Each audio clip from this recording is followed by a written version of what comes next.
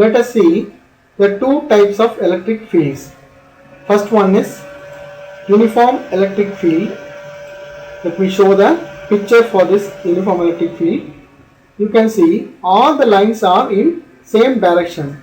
So uniform electric field will have the same direction and constant magnitude at all points in space. Then what do you mean by the non-uniform electric field? It will have different directions or different magnitudes or both at different points in space. The electric field created by a point charge is basically a non-uniform electric field. Okay. Now let's see the electric field due to the system of point charges. These are the electric field due to system of point charges. Actually, initially we saw only two charges. We worked only about the two charges, that means Q1 and Q2. Then using the superposition principle, we slowly move to the Q3, Q4 and some other charges. Now we have to see about the point charge here. This is the point charge zone. Let's see. Suppose a number of point charges are distributed in space like this picture.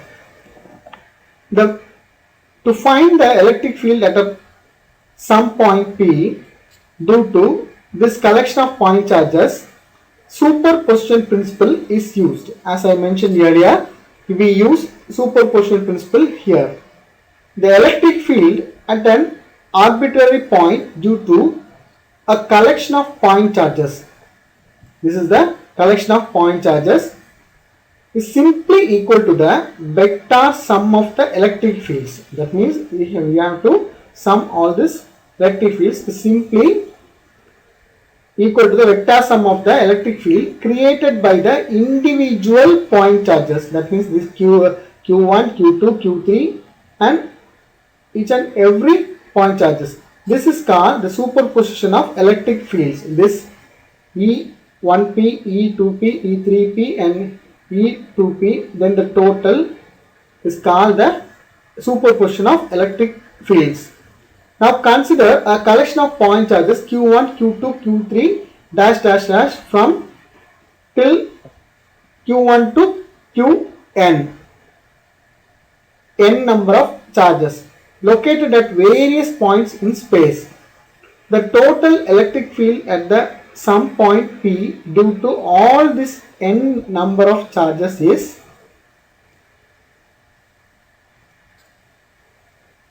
E total is equal to E1 plus E2 plus E3 plus dash dash dash dash from till En. Now we have to find the total number of charges. Okay, let us substitute the value of K here. If you substitute the value of K and if you substitute the value of E, then we will get E total is equal to 1 by 4 pi epsilon 0 Q1 by R1P square into R1P cap plus Q2 by R2P square into R2P cap plus Q3 divided by R3P square into R3P cap till Qn divided by Rnp square into Rnp cap. This is going to be the first equation. Then here all this R1, R2 and R3 till Rnp are the distances of the point charges. That means the distances between the Q1 and Q2 or Q2 and Q3 or Q3 and Q4 till Qn. And the Q1, Q2 till the Qn are the point charges from the point P. Then using the equation 1, we can rewrite the equation as E total is equal to, taking 1 by 4 pi epsilon 0 common, and we can use the summation n from I is equal to 1. That means Qi divided by Rip square into Rip cap.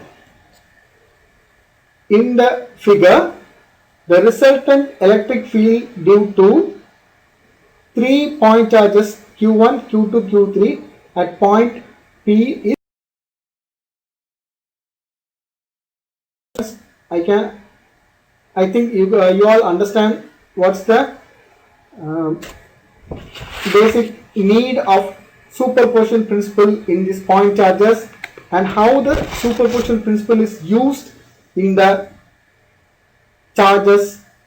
If you have lot of charges, that means if you have to calculate lot of charges more than 2, then you have to use this superposition principle.